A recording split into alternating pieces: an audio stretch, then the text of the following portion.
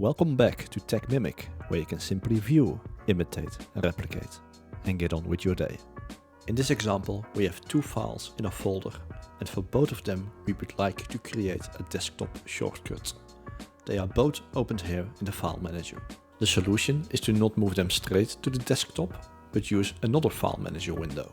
You can open another window by pressing Ctrl+N for Nico on your keyboard, or by right-clicking the file manager application in the dock and selecting the option New Window.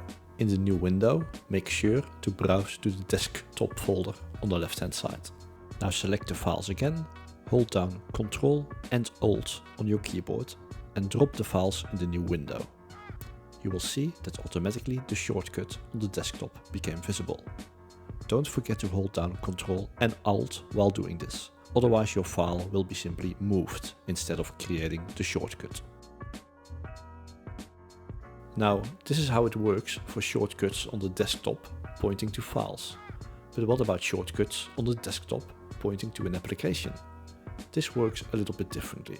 In Ubuntu, every application receives a .desktop file in the folder /usr or user /share /applications.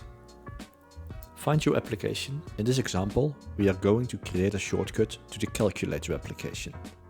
Select it and drop it in the second window. There is no need to hold down Ctrl and Alt this time. You can see that the desktop shortcut is created, but the application icon isn't there yet, and it displays an icon of a little red cross. And when double-clicking the shortcut, it throws an error message. Right-click the .desktop file in the second window, select Properties and enable Executable as Program. Close this window. Now the icon is still incorrect and another error message is displayed. We are almost there. Right-click the desktop icon this time and select Allow Launching. Now the icon is updated, the little red cross disappeared, and when the shortcut is double-clicked, your application is opened. That's it, hope it helped, and if it did, please like the video and keep it up. Bye!